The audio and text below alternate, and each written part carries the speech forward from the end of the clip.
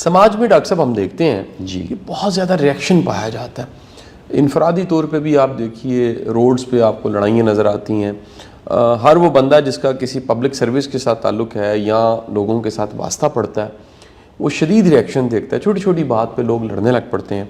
مجھے کئی وکیل دوست ہمارے بتا رہے ہیں کہ عدالتوں میں کیسز بڑھ گئے ہیں، چھوٹی چھوٹی بات پہ لڑائی ہوتی ہے اور لڑائی اتنی بڑھ جاتی ہے کہ مقدمہ بن جاتا ہے.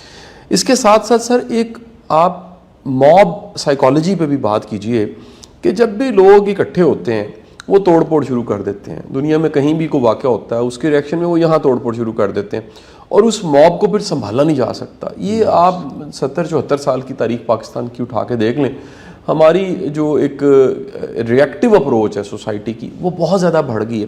کیا سمجھتے ہیں ڈاکٹر صاحب اس کی کیا وجہ ہے؟ دیکھیں جی، کسی کو چیز کو ریئیکٹ کرنا ایز این انڈیویجول رسپانس. ایک شخص ریئیکٹ کر رہا ہے to a perceived environmental problem, ٹھیک ہے، اور جب یہ ریئیکشن ہوتا ہے تو اس کو سینونیمس کہتے ہیں کہ غصے کے ساتھ. وہ غصہ چاہے گھر سے آیا ہو، چاہے جاب سے آیا ہو، چاہے پرسیوڈ انجسٹس سے آیا ہو، چاہے انوائرمنٹل پرابلم کے ساتھ آیا ہو، تو وہ غصہ بھی ایک بینک اکاؤنٹ ہے، وہ اکٹھا ہوتا رہتا ہے. اچھا. کچھ لوگ غصے کو جوں آتا ہے اس وقت نکال دیتے ہیں، پھر بات کو ریزالو کر لیتے ہیں. ٹھیک ہے سر. کچھ لوگ ہوتے ہیں جو بینک اکاؤنٹ کھول لیتے ہیں. اچھا سر، یہ ٹائپ ہے سر لوگوں کی؟ جی ہاں، بینک اکاؤنٹ میں ڈپازٹ کرتے رہتے ہیں، ڈپازٹ کرتے رہتے ہیں. کوئی وہ کہتے ہیں یار نہیں کوئی نہیں ٹھیک ہو جائے گا، مینو ایسے لے ایس گل نہیں کرنی چاہیے. لیکن ایونچولی وہ جیسے پریشر کوکر سے آپ لیڈ اٹھاتے ہیں جی صاحب، تو وہ پھر پھٹتا ہے غصہ. تو اینگر تو بیسیکلی یہ نارمل ایموشن ہے کسی حد تک دیکھا جائے، لیکن جب اس کا ایکسپریشن اس طریقے سے ہو کہ آپ اگلے کی جان و مال کو تحفظ نہ دے پائیں، آپ اس کی ڈگنیٹی عزت کو رسپیکٹ نہ کریں، آپ اس کی بچوں کو رسپیکٹ نہ کریں، تو وہ پھر غصہ جو ہے بہت برے طریقے سے نکلتا ہے.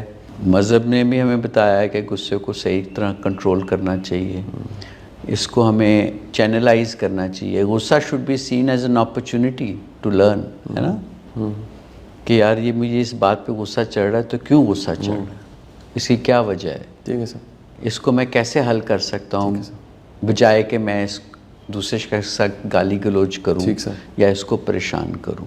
تو کچھ لوگ ہوتے ہیں وہ اینگری ہوتے ہیں بائی پرسنالٹی. اچھا سر. اور اینگر کے جو ٹریٹس ہیں وہ پرسنالٹی میں کیسے ڈیولپ ہوتے ہیں؟ آپ نے بچپن میں ماں باپ کو دیکھا لڑتے ہوئے، غصہ کرتے ہوئے، ایک دوسرے سے بد کلامی کرتے ہوئے، ایک دوسرے کے اوپر ہاتھ اٹھاتے ہوئے، تو بچے یہ چیزیں ماڈل کرتے ہیں. ٹھیک سر. میں ایک ایگزامپل اکثر دیتا ہوں کہ ایک آدمی ہے وہ شیو بنا رہا ہے، تو اس کا بچہ بھی ساتھ کھڑے ہو کے اس نے بھی ساری کریم لگائی ہوئی ہے، وہ بھی شیو بنانے کی کوشش کرتا ہے. تو اسی طرح یہ اچھی باتوں کو بھی بچے ماڈل کرتے ہیں، اور جو گھر میں حالات یا ڈیفیکلٹیز پیدا ہوتی ہیں، and that is what they learn, اور وہ پھر ان کے انکانشیس یا سب کانشیس مائنڈ میں انٹیگریٹ ہو جاتا ہے، کہیں بیٹھ جاتا ہے کہ یار رشتوں کو ایسے ہی ہینڈل کیا جا سکتا ہے. تو وہ جب بات اس لیول تک پہنچ جاتی ہے تو وہ پھر ایونچولی ایک کوپنگ میکنزم بن جاتا ہے. کچھ پرسنالٹی ڈس آرڈرز ہیں ایسے جس میں سائیکوپیتھک پرسنالٹی ڈس آرڈر ہے، یا اینٹی سوشل پرسنالٹی ڈس آرڈر ہے، یا بارڈر لائن پرسنالٹی ڈس آرڈر ہے. تو ان 3 بیماریوں میں، شخصیت کی بیماریوں میں تو بیماریاں ہی کہوں گا ان کو، ان کے میل اڈیپٹک کوپنگ میکنزمز ہوتے ہیں. تو وہ ہر چیز کا غصے سے یا لاس آف امپلس کنٹرول سے ہی ایکٹ کرتے ہیں. لیکن جیسے میں نے کہا کہ environmental factors are very very important. جب آپ کے ارد گرد اتنی ساری چیزیں ہوں جس پہ آپ کو ہر وقت ریئیکٹ کرنا پڑے، اپنی پچھلی ٹاک میں ہم نے ڈسکس کیا اور انفارملی کہ قدم قدم پہ مشکل ہے.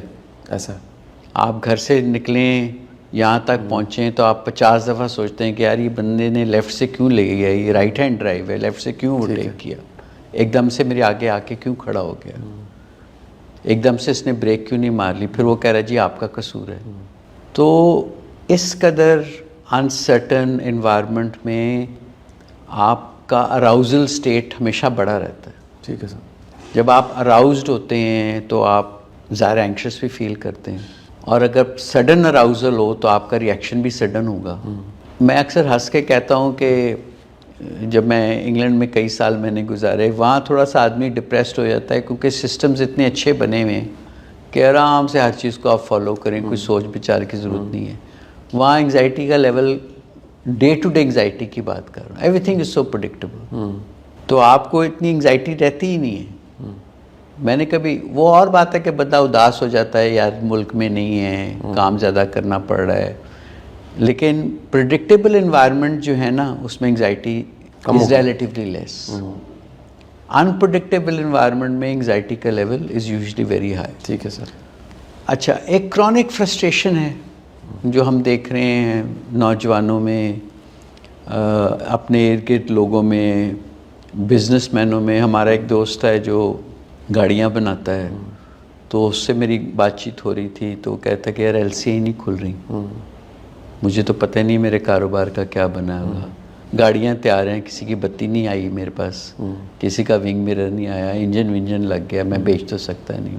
تو اکنامک انسرٹینٹی کے بھی ریئیکشن ہیں مختلف طبقوں میں. ٹھیک ہے سر. وہ اینڈز میٹ نہیں کر سکتے. ٹھیک ہے سر.